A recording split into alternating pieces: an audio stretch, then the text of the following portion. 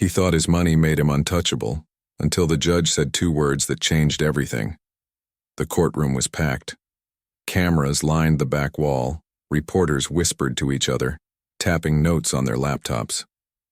The air held that heavy, silence unique to high-profile trials, the kind where everyone in the room knew they were about to witness something historic.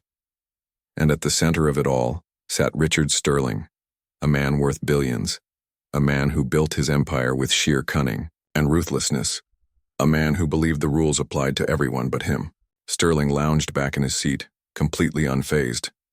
He was dressed in a tailored gray suit, crisp white shirt, no tie, because why bother? This wasn't a man who played by anyone's standards. His cufflinks alone probably cost more than the average juror's annual salary. His expression? Pure amusement. This was just another meeting to him, another boardroom where he could manipulate the players and walk away untouched. The murmurs in the courtroom died down as the bailiff stepped forward. All rise. The room moved as one. Reporters, attorneys, spectators, even the jury, all standing in respect for the judge about to enter. But not Richard Sterling. He stayed seated, arms crossed, smirking. A murmur spread through the courtroom like a ripple in still water. The reporters took note. The jury stole quick glances at him. The prosecuting attorney tightened his jaw, already sensing what kind of day this was going to be. And then, Judge Mia Adams entered. She was a woman who commanded respect without needing to ask for it. Mid-50s, sharp eyes, a calm but unwavering presence. She had seen arrogance before, entitled executives, corrupt officials, wealthy men who believed power was a shield. She barely glanced at Sterling. She didn't flinch, didn't pause, didn't acknowledge the blatant display of arrogance. She simply took her seat, adjusted her robe, and picked up the file in front of her. Court is now in session. Her voice was steady, controlled. But the energy in the room had already shifted, because everyone was wondering the same thing. What was Richard Sterling trying to prove? And more importantly, what was he going to do next? But whatever they expected, they weren't ready for what was coming. A thick silence clung to the air, stretching uncomfortably across the room. Everyone had seen it, Sterling's refusal to stand. It wasn't just arrogance, it was a statement. A low murmur rumbled through the crowd, the kind of hushed whispers that only happen when people are trying to make sense of something they know is wrong, but can't quite believe they just witnessed. One of the reporters, a young woman with a notepad covered in shorthand scribbles, leaned toward her colleague. "Did he just?" she whispered. "Yeah," the other replied, eyes wide. The court clerk barely flicked his eyes toward Sterling, his expression unreadable. The bailiff, standing firm near the judge's bench, shifted slightly, waiting for a cue from the judge. But Judge Adams? She didn't react, didn't pause, didn't look his way. She simply continued moving through the formalities like nothing had happened. It was a move only a seasoned judge could pull off, not giving men like Richard Sterling the satisfaction of knowing they'd rattled you, but everyone else in the room, they weren't as composed. The jury exchanged quick glances. Some of them, mostly the older members, pressed their lips into a thin line, their irritation visible. Others seemed uncertain, glancing at Sterling as if trying to gauge if this was a stunt or something deeper. The prosecutors at their table were tight-lipped, focused, but their lead attorney was gripping his pen with white-knuckled intensity. On the other side of the room, Sterling's legal team remained still, practiced, unreadable. They were used to his antics. They had been paid handsomely to pretend nothing was ever out of place. But even they knew this was different. Sterling wasn't just another rich man with an expensive lawyer. He was a man who had spent decades bending the world to his will. And now, he was facing Judge Mia Adams, a woman who didn't flinch in the face of power, a woman whose record was impeccable, who didn't care about money, didn't care about influence, didn't care about the games men like Sterling played. She was here to serve the law. And today, the law had come for Richard Sterling. The cameras in the back of the room caught everything. The footage of him sitting, refusing to acknowledge the court's authority, was already being uploaded, already making its way into newsrooms, onto social media, onto television screens. But Sterling? He looked bored, like a man who had already decided the outcome, like a man who knew something no one else did. And then the charges were read aloud. That's when the energy in the room shifted again. But this time, it was much worse. The prosecutor stood, smoothing out his suit jacket before speaking. His voice was calm, deliberate, but with a weight that made everyone sit up a little straighter. Your Honor, the state presents its case against Richard Sterling, charged with securities fraud, bribery, and obstruction of justice. The words hung in the air, heavy and undeniable. Even though most people in the courtroom already knew what Sterling was accused of, hearing the charges spoken out loud added something real to the moment, like cement drying on a foundation that had already been laid. The billionaire leaned back in his chair, adjusting his cufflinks, still projecting the same air of indifference he walked in with. But those who had followed his career knew the truth. Richard Sterling had never been in a position he couldn't buy his way out of. Until now. Judge Adams glanced at the prosecutor. Proceed. The attorney nodded and stepped forward. He knew he wasn't just arguing a case. He was going up against one of the most powerful men in the country, a man whose wealth had been built on bending laws until they broke. Over the course of 15 years, Mr. Sterling orchestrated one of the most complex financial fraud schemes in modern history. Through insider trading, market manipulation, and offshore accounts, he stole from investors, laundered money, and bribed government officials to cover it up. There was a shift in the jury box. A few members furrowed their brows. He thought no one would catch him. He thought his power made him untouchable. But today we present undeniable evidence that Richard Sterling knowingly, willingly, and repeatedly broke the law, destroying thousands of lives in the process. The attorney turned slightly, looking toward the defense table. And today, he will be held accountable. Sterling's lead attorney, a man named Daniel Graves, stood up before the weight of the words could settle too deeply. Your Honor, Graves said smoothly, Mr. Sterling maintains his innocence. The prosecution is painting a picture that simply does not reflect reality. The defense will show that these accusations are built on speculation and assumption, rather than facts. Judge Adams nodded once. Noted. Prosecution, continue. The prosecutor walked to the evidence table and picked up a file. He held it for a moment, letting the courtroom settle before he spoke. Mr. Sterling, would you like to address the court for the first time? Sterling moved. He leaned forward, resting his elbows on the table. The smirk was gone, not replaced with fear, but with something else, something colder. He exhaled, shaking his head slightly, then sat back again, looking at the prosecutor like he was a waste of time. No, he said simply. The prosecutor didn't flinch. Very well. But before he could continue, Sterling did something strange, something no one was expecting. He stood up, not to address the judge, not to speak, but for an entirely different reason. And that's when everything changed. A rustle moved through the courtroom as Richard Sterling rose to his feet.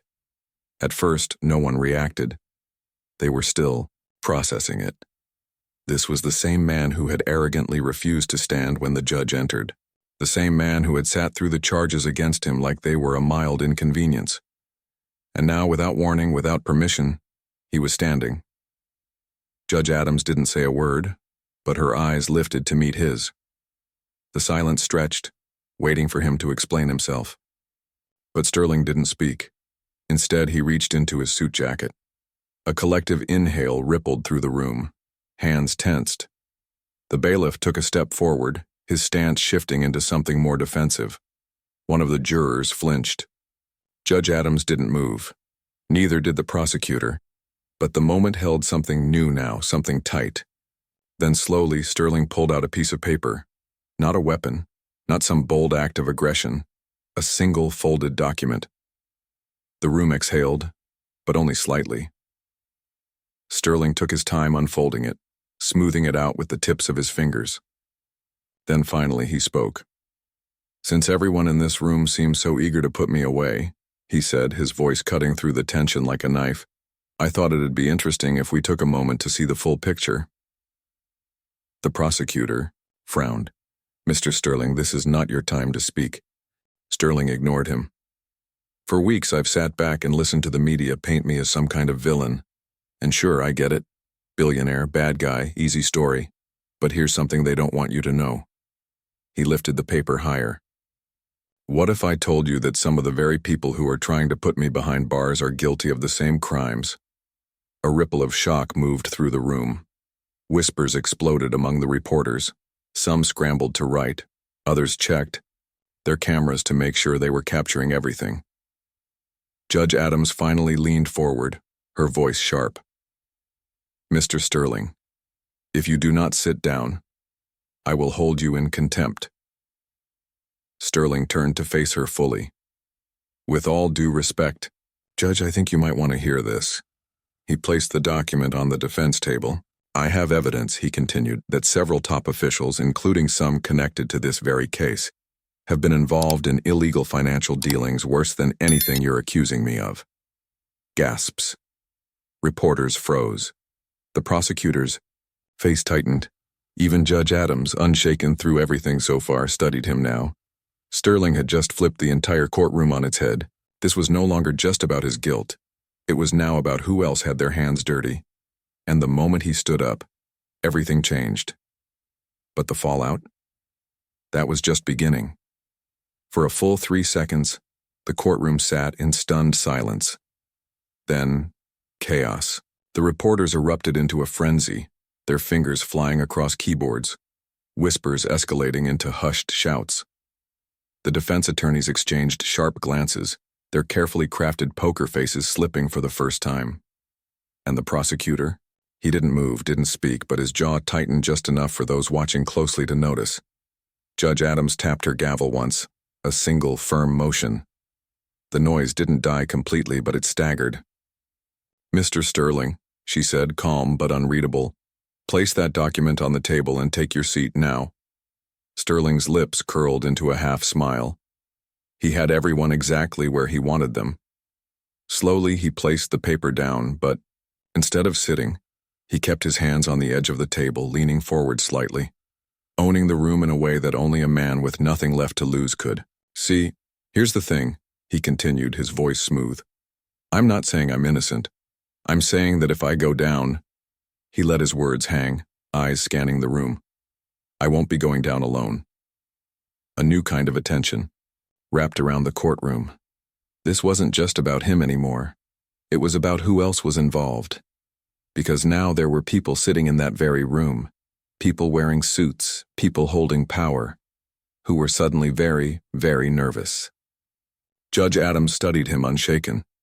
You're making a serious accusation, Mr. Sterling, she said. Do you have proof? Sterling exhaled slowly, tapping the document with his fingers. More than enough. The prosecutor finally spoke, his voice tight, carefully controlled.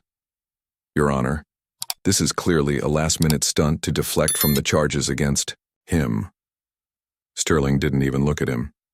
Of course you'd say that. The air crackled. But then something unexpected. Judge Adams leaned forward. If what you're saying is true, she said, you'll have an opportunity to present that evidence properly. But let me make something clear, Mr. Sterling. She paused, her voice dropping just slightly. This court is not a stage. If you think you can manipulate these proceedings, you're mistaken. Sterling's smirk faltered, just for a second. Because this was a woman he couldn't shake, a woman he couldn't buy. The silence that followed was different, heavier. Everyone knew what was coming next, because Sterling had played his biggest card. And now Judge Adams was about to make her move. For the first time since the trial began, Richard Sterling didn't look so sure of himself. Judge Adams studied him for a long moment, her fingers resting lightly on the bench. She wasn't reacting emotionally. She wasn't rattled. She was calculating. And that, more than anything, made Sterling uneasy. Bailiff, she said finally, collect the document. A uniformed officer stepped, Forward, taking the paper from the defense table. The entire courtroom held its breath. Would the judge take it seriously? Would she expose the people Sterling claimed were involved? But instead of reading it, she set it aside. Sterling's jaw clenched.